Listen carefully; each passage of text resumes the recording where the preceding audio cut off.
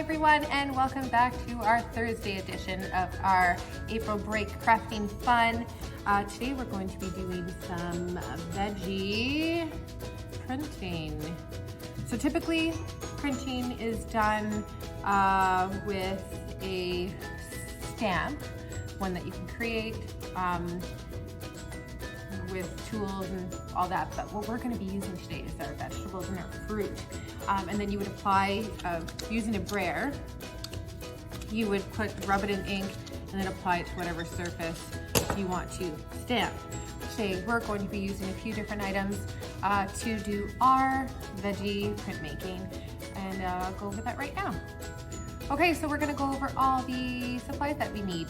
So you're gonna need some kind of paper, any type, or even some fabric that you wanna do your printing on. Then you're gonna need some paint, of course. You're gonna need some paintbrushes, a foam brush, and if you really do have a rolly brush, you can also try that at home too. So, or even if you don't have paintbrushes and you wanna use a Q-tip, use that too. Anything to apply paint to the surface of where you're trying to create a stamp. You're also going to need some vegetables and fruit. So I just went home and grabbed a few things from my fridge that were going bad. My celery.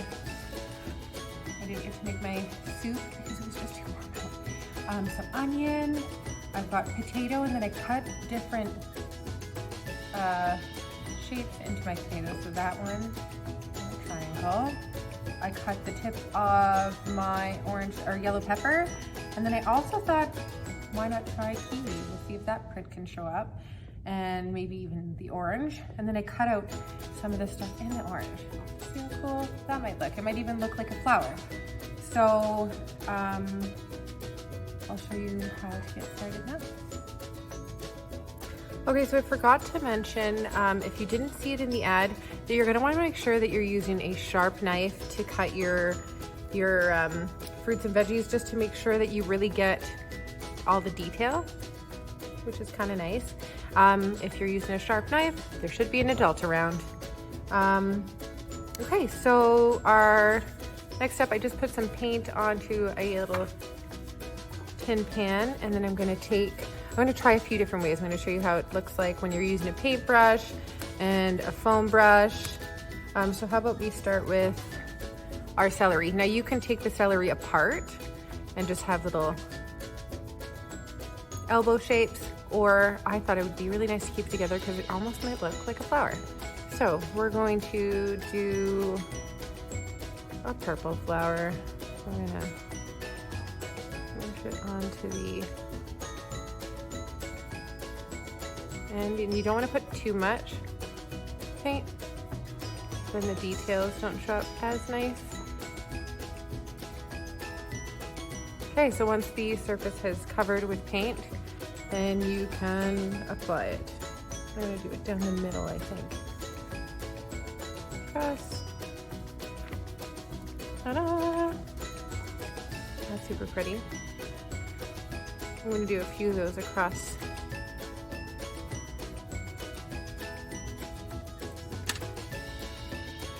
my page.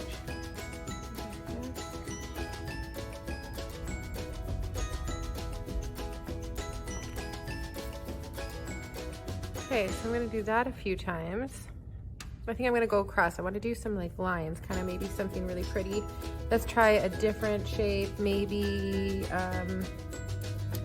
let's try maybe the triangle. And these, I'm really excited about these two. So let's try with the paintbrush. Let's do some green. Paint here. Might get a little paint in your hands, but that's okay.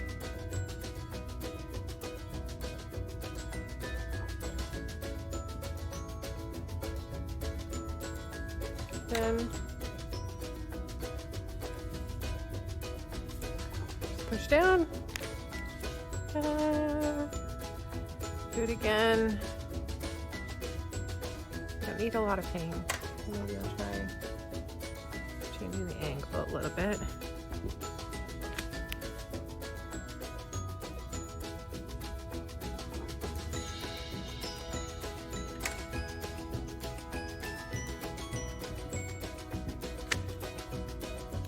Okay, so we try that one out. Let's try maybe the triangle now.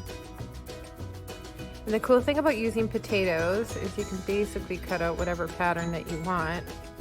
You can even use apples and oranges. Oh shoot, oops. Hey, you don't want to slide, I just slid my potato around a little, so, oh, okay, not too bad. So maybe I'll do this.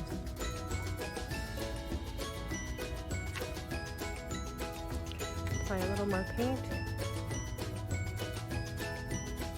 Put a little too much and that's why it slid.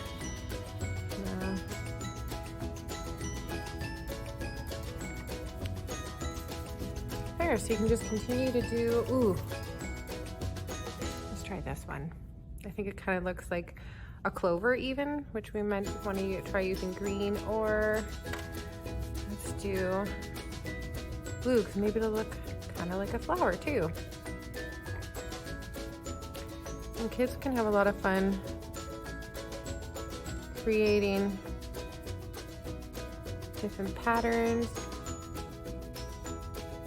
and looking at the different textures that appear. I think that's good. Let's try over here.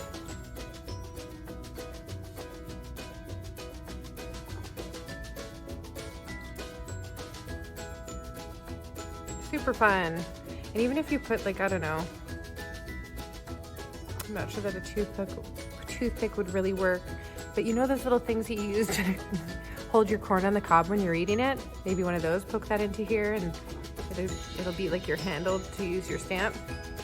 Okay, what else did we not do? We can try using our onion now.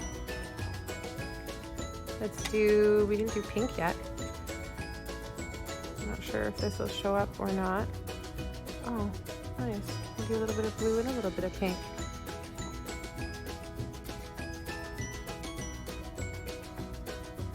And then if you have too much paint, that's when the details don't really show.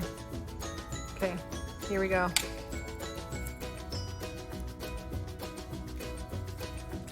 Fingers crossed that it shows.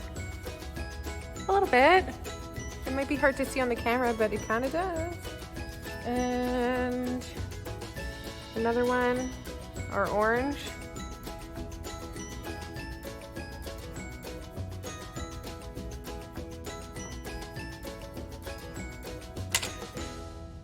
Oh, it was still a little juicy.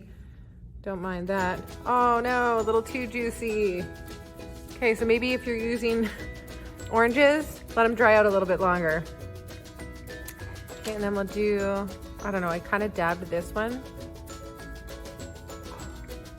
I don't know if you can see, but just how it's only going on some of the fibers of the fruit.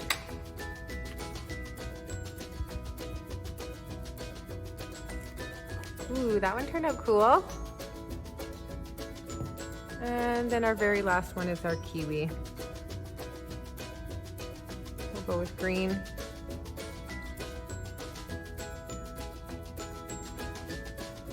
don't have too much on there. Try to take some away. Here we go. Ooh, cool. That one showed texture too. It kind of looks hairy. Can you tell? A little bit? Anyway, so those are some veggie printmaking. So I really hope that you guys enjoyed yourself with your veggie stamping. You can see I created what looks like a flower with my stamp. So I just used my celery up here, my onion as a sun, the potato stamps I used for the stem and the leaves. So you can create something just like this at home, or you can do the patterns. Just check out the textures of all the vegetables and the printmaking that you're doing.